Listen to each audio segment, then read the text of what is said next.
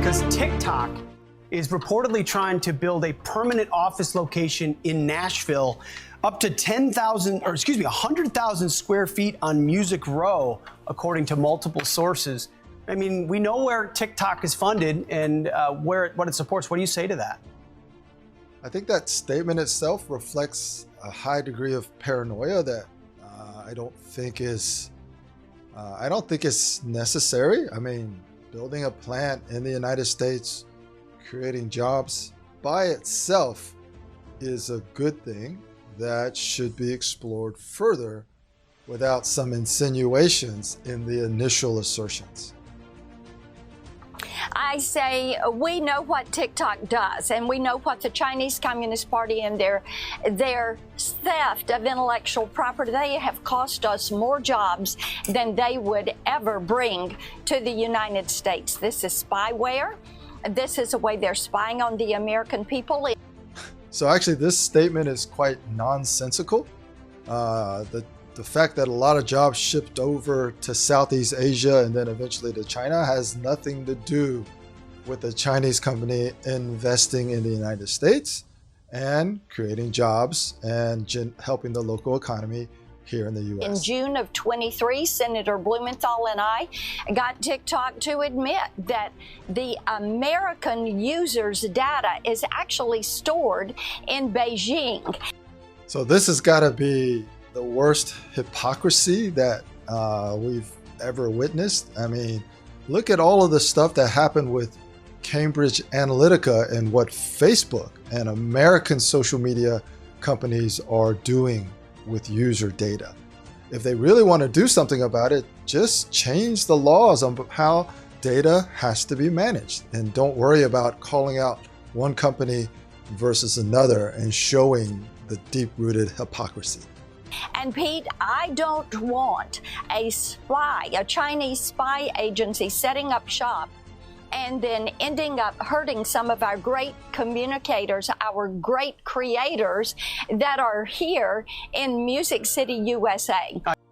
So I think that's a complete mischaracterization, hurting. I think having a platform like TikTok actually helps creators. It helps small creators monetize their content. Now, whether that's a good thing or a bad thing is debatable, but people are intelligent. They can make a choice.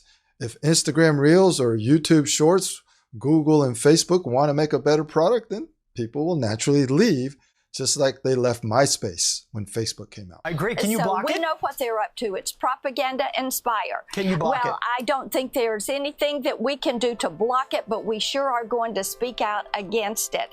So that's the defining sentence right there. They can't do anything about it. Actually, they probably don't want to do anything about it, because why would you not want to bring technology and investment over to your local economy? The truth is it's all political.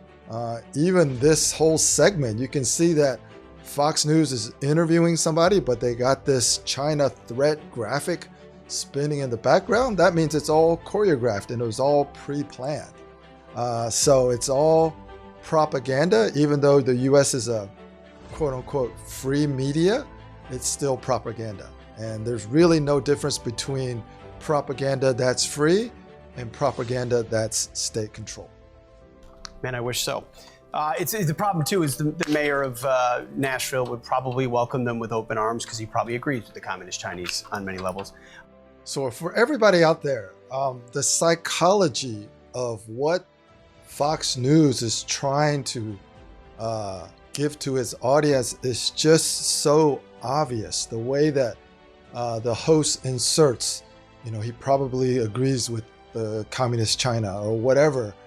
It's just really bad if you want to try to do something positive, not only for your local economy, but also for the world at large, by getting along better and communicating more effectively with your cross-cultural counterparts. In this case, with the world's second largest economy, 1.4 billion people, and all of our friends in China that aren't